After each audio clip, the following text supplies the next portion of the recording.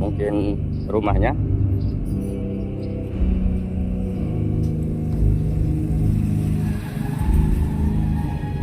Assalamualaikum.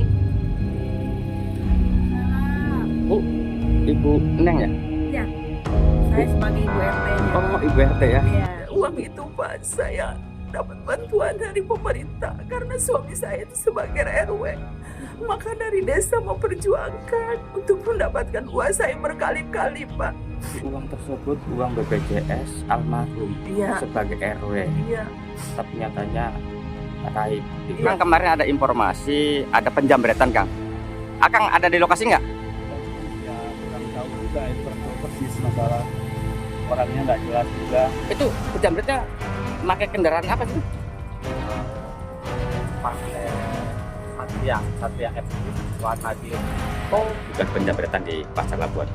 Ya, memang betul kemarin kepada jam 11 siang telah terjadi penjamretan di Pasar Labuan, tepatnya di toko Asoka.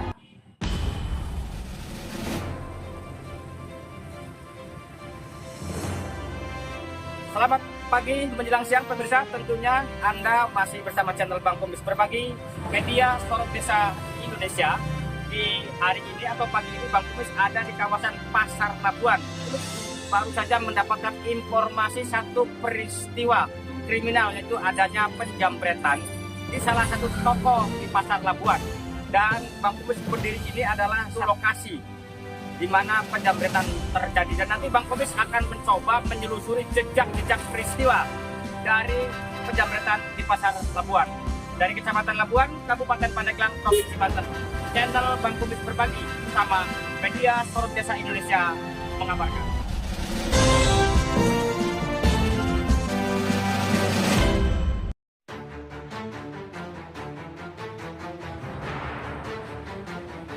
Peristiwa aksi penjambretan di depan salah satu toko di Pasar Labuan Pandeglang, Banten terekam CCTV.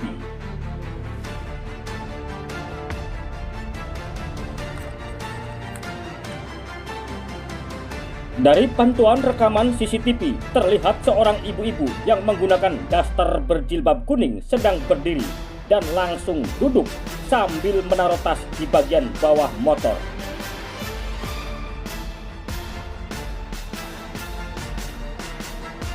Tidak lama kemudian, muncul seorang laki-laki yang menggunakan celana pendek berkaos hitam dengan menggendong tas ransel menuju toko dan balik lagi.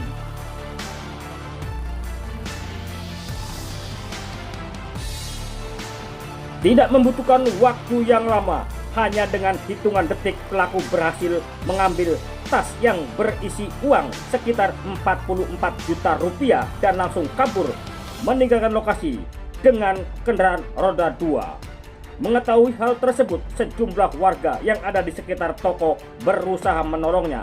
Namun, pelaku berhasil kabur dari penangkapan warga sekitar.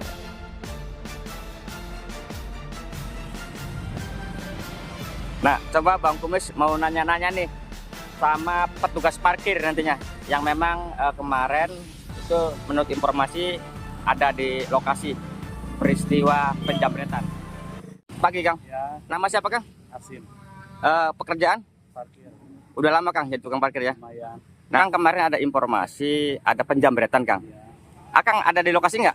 ada cuman ya kurang tahu juga, kurang tahu persis masalah orangnya nggak jelas juga. Oh gitu. Ya nggak begitu merhatiin. Itu jam berapa sih, Kang, kira-kira?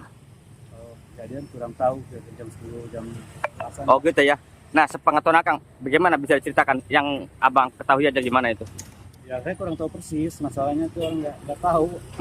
Nggak tahu juga, nggak tahu ya, nggak terlalu mencurigakan bahwa orang itu mau gimana. Nah, pas taunya pas ada penjambretannya aja mungkin ya? Ya tahu udah rame, jambret aja.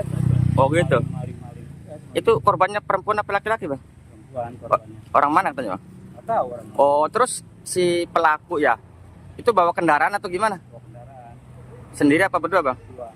Nah, setelah penjambretan terjadi, itu larinya ke arah mana, Bang? Nah, larinya ke arah terminal Tarogong. Oh, ke sana ya? Ya arahnya ke sana aja, cuman nggak tahu kemana-kemananya. Oh gitu ya. Emang peristiwa itu sudah pernah terjadi? Berarti baru kali ini, Bang ya? Oke, Bang, makasih, Bang ya. Bang Kumis mau sedikit cari informasi sama pedagang yang memang ada di lokasi ini. Di sana ada pedagang kupat tahu juga, di sejumlah pedagang kaki lima. Coba Bang Kumis mau nanya Kang.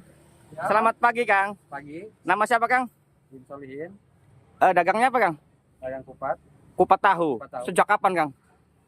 Udah dari lama sih. Wah, berarti udah senior di sini ya di Pasar Labuan. Kang, denger nggak kemarin atau tahu nggak ada penjamretan Kang di depan Akang ini? Dengar sih.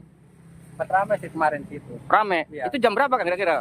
Kira jam 11-an lah. Oh gitu ya. Iya. Emang toko itu biasanya rame Bang? Ramai terus sih. Itu bukan agen. Oh agen ya. Iya. Kang, izin ganggu Kang ya. Sampai buka jam berapa Bang? Sampai dua. Jam 2 berarti kemarin ada peristiwa ya Kang ya? Tahu nggak Bang? Peristiwa apa itu Kang? Katanya si jambret. Jambret. Akang tahu nggak itu Kang?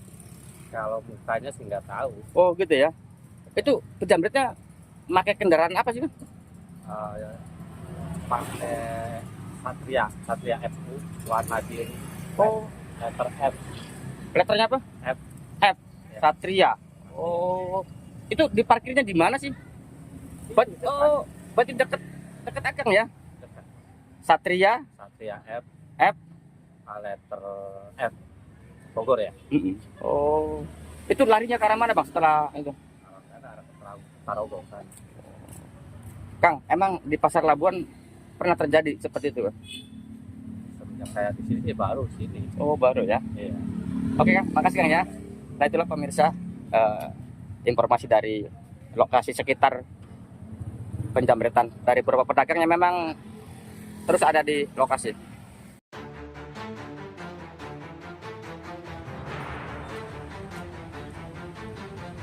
Nah pemirsa, setelah Bang Kumis menyelusuri jejak-jejak peristiwa dan menggali informasi dari sejumlah sumber yang ada di TKP terkait soal penjamretan di Pasar Labuan, Bang Kumis akan sedikit menggali informasi dari pihak kepolisian sektor Labuan terkait penjamretan yang ada di Pasar Labuan.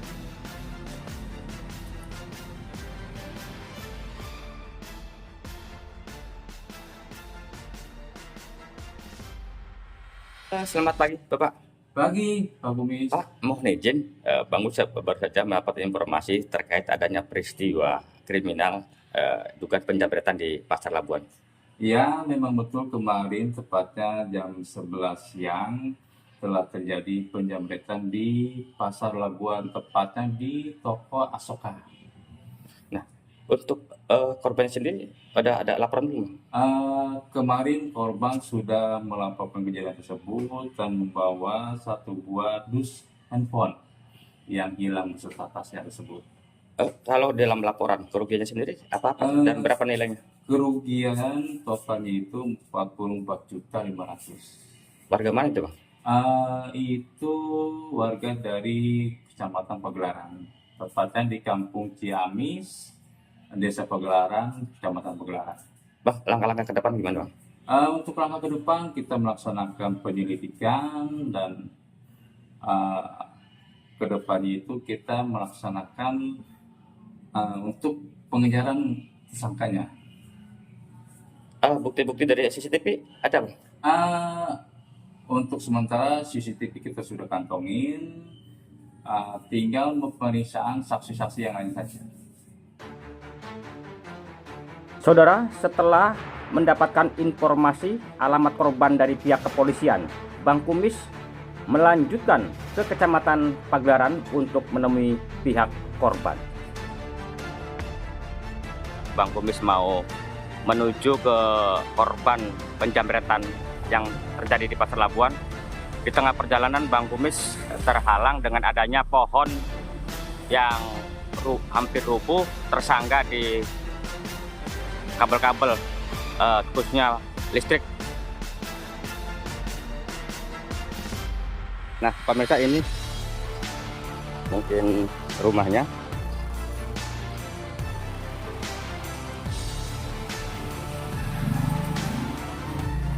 Assalamualaikum. Bu, Ibu Neng ya? Iya. Saya sebagai ibu RT-nya. Oh, Ibu RT ya? Iya. Bu, boleh ikut ngobrol-ngobrol, Bu? Oh, boleh. Ada Ibu Neng ya? Ada. Silakan masuk. Oh, iya Bu. Assalamualaikum Bu.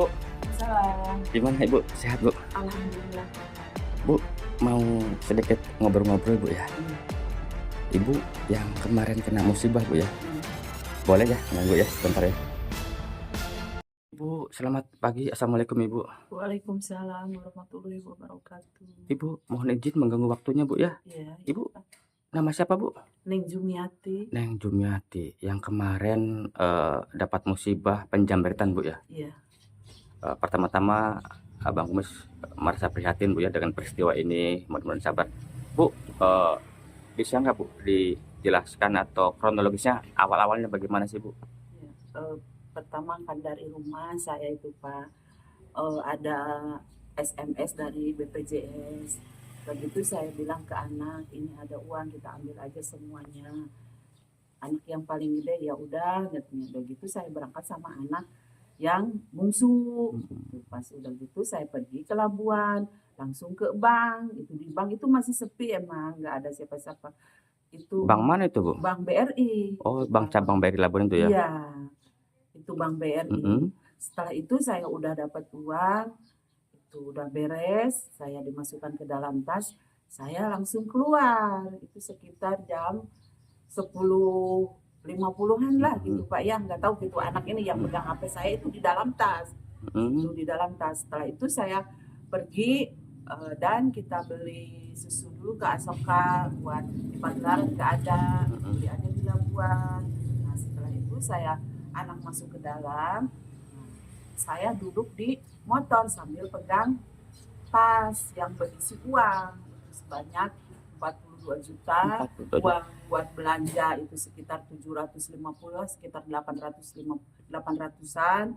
Di dalamnya itu ada KTP, ada ATM, ada buku BRI sama ATM-nya, BJB sama ATM-nya, itu rekening gaji gitu. Bu, apakah si pelaku itu nggak dicurigai sama Ibu? Enggak, saya enggak curiga. Tadinya emang sih di BRI itu Pak sepi. Pas udah saya lihat ke belakang itu udah rame. Oh gitu ya. Itu udah rame. Ya. Nah terus itu pada waktu pas Ibu kan jatuh tuh, Iya. ada di CCTV ya. Iya. Saya lihat Ibu jatuh tuh bagaimana itu? Itu saya itu lari itu Pak, bilang kata saya itu copet. Itu si motor itu belum pergi itu Pak, belum pergi. Itu macet gara-gara saya bilang copet. Saya itu ya. tolong motornya itu Pak, itu Bu, saya. Itu sepengetahuan Ibu terlihat motor jenis apa Bu? Itu saya nggak tahu, Oh, gitu ya. cuman tahunya itu motornya motor gigi itu Pak. Oh iya motor. Iya. Itu yang satunya itu nungguin itu Pak, nungguin pas udah ngambil gitu, ngambil tas dia langsung naik ke situ, emang tidak langsung pergi dikarenakan itu macet dari saya itu. Nah terus Ibu Gitu. bikin laporan ke kepolisian? Udah sekitar langsung itu Langsung, ya. pas sampai ke polisi. Kata polisi nanyain orangnya gimana, orangnya Pak masih muda, kata saya pakai selempang di belakang, mungkin nggak ada HP, pakai celana pendek, kaos hitam, rambutnya dicukur pendek, itu kata saya. Motornya motor biasa Pak, bukan motor metik, bukan. Saya juga, cuma saya nggak lihat itu, dikarenakan saya itu buru-buru ke orang-orang sana itu, saya minta tolong gitu. Dikarenakan motor itu masih di situ. Nah Bu, Motor pada plat. waktu habis menjamret ya harta Ibu, apakah si pelaku ini sendiri apa berdua sih Bu? Berdua. Oh berarti udah nungguin Bu ya? Iya, berdua. Yang satu nungguin di motor, itu yang bawa motor. Nah Ibu, itu uang kan banyak tuh 42 juta, itu gimana ceritanya Ibu? Ya, uang itu Pak, saya dapat bantuan dari pemerintah karena suami saya itu sebagai RW. Maka dari desa memperjuangkan untuk mendapatkan uang saya berkali-kali Pak. Makanya saya merasa gimana gitu ya, maka uang itu nanti akan saya dikenakan bekas suami saya meninggal. Saya punya kesangkutan ke keluarga gitu. Jadi saya udah diambil semuanya gitu Pak. Oh berarti uang tersebut uang BPJS almarhum. Iya. Sebagai RW. Iya. Tapi nyatanya raib digondol ya. Iya. Bukan mengorek-ngorek rasa duka Ibu. Itu kapan meninggal suami Ibu? April 2022. Dan akhirnya Iya, dapat iya. asuransi. Iya. kematiannya dari pemerintah ya. Iya, dari desa itu Pak. Harapan Ibu bagaimana harapannya nih? Harapannya kami kepada aparat pemerintah ya sebagai polisi, tolong kami bantu ya, walaupun saya ini rakyat kecil atau ibu guru ya Pak ya sebagai pegawai negeri, tapi kan mungkin sudah pada tahu gitu ya Pak. Jadi harapan saya itu kepada aparat, tolong telusuri walaupun itu tidak ada data, mungkin ya ada itunya. Yang kedua, ke kami, ke pihak bank, tolong pihak bank itu kalau mengambil uang itu jangan seperti itu. Jadi kami tolong itu ada antriannya seperti di BJB. Jadi ketahuan apakah orang itu mengambil, apakah orang itu enggak. Kalau di BJB, sepengetahuan saya, kalau masuk kita ke BJB itu Pak, ada antriannya, ibu mau apa. Tapi ke BRI enggak ada. Kami sarankan untuk BRI seperti itu Pak. Bu, di BRI, di Asoka, di tempat-tempat lain kan pakai CCTV Bu ya. Harapan Ibu supaya lebih jelas lagi, polisi lebih akurat lagi untuk mengukurkan, harus ada ciri-cirinya, kan ada CCTV. Di BRI sendiri kan ada CCTV Bu. Harapan Ibu kepada pihak BRI tentang CCTV? Ya, untuk pihak BRI kami minta tolong kejadian kami itu tolong diungkap, dilihat pada waktu itu, jam itu mungkin ada saya gitu pada waktu itu. Tolong Bapak Direktur BRI gitu ya, kami minta bukti CCTV pada jam itu saya mengambil uang sampai keluar gitu. Dan juga dari luar kami seperti dari jalan BRI untuk menuju ke pasar, kami minta dipasangkan lagi CCTV. Takut ada lagi seperti saya, ada lagi yang lain seperti saya gitu. Jadi harapannya seperti itu Pak.